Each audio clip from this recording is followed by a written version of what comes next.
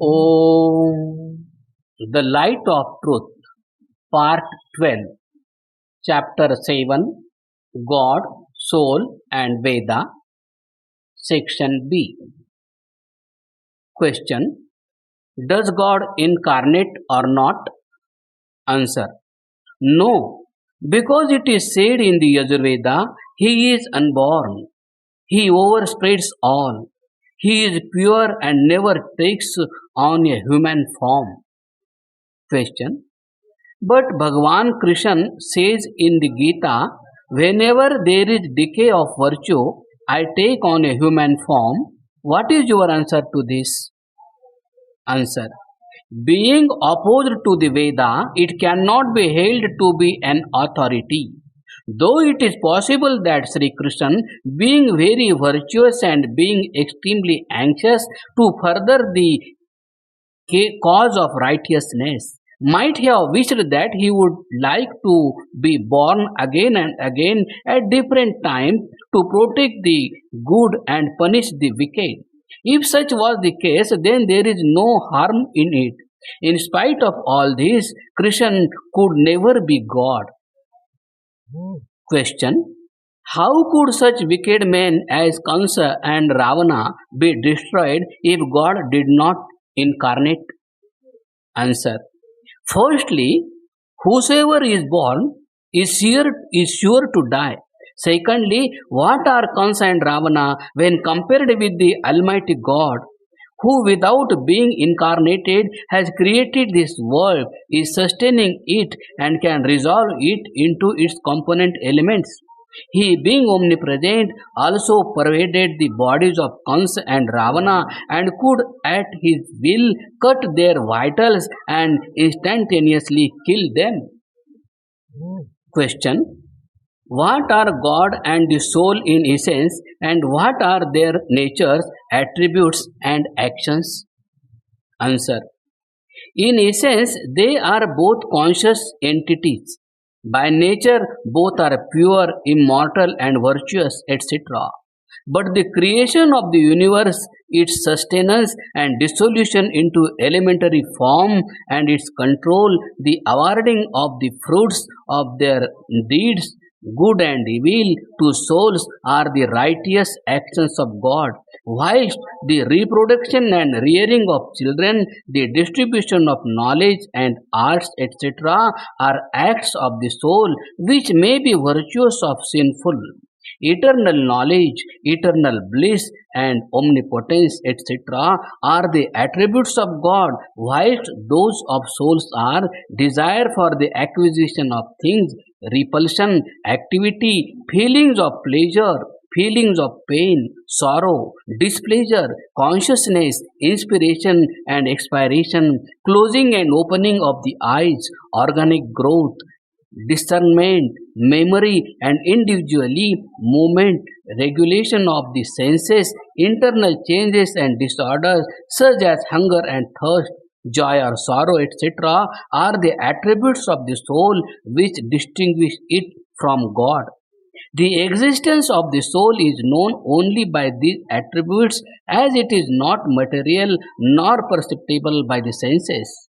These attributes manifest themselves only so long as the soul is present in the body, but cease to do so as soon as the soul leaves it.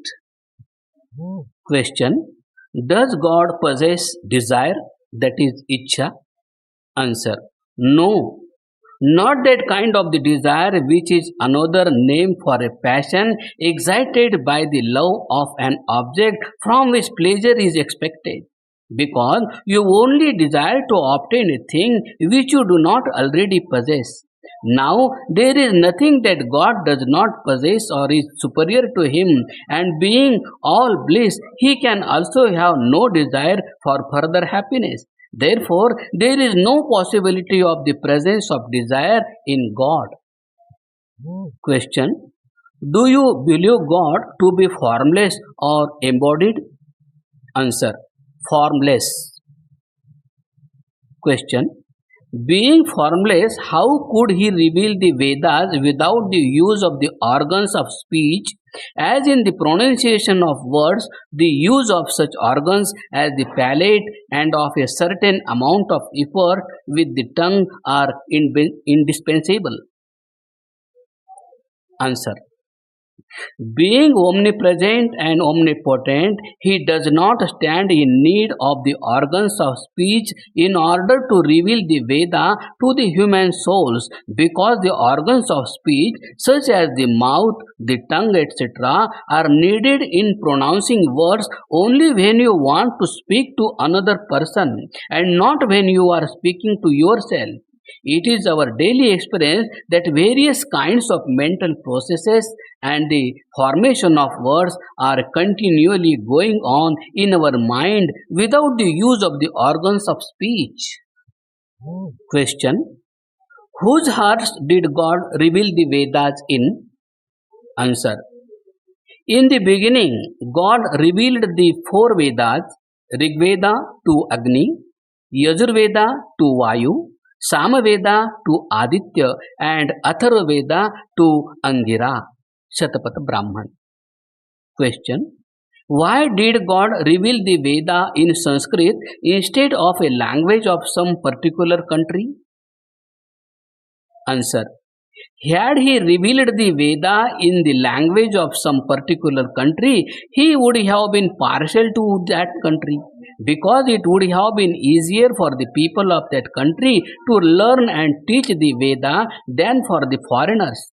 Therefore, it is that he did it in Sanskrit, that belongs to no country and is the mother of all other languages. Question. Why should he have revealed the Vedas to those four men alone and not to others as well? That imputes favoritism to God. Answer. Among all men, those four alone were purest in heart. Therefore, God revealed the true knowledge to them only. Question. Which books are called the Vedas? Answer. The books, the Rigved, the Yajurved, the Samaved, and the Atharvaved, the Mantras Sahitas are called the Vedas, and no other books are called Vedas. Question. How many shakhas, branches, are there of the Veda? Answer. 1127. Question. What are shakhas, that is branches? Answer. The expositions are called shakhas. Continued.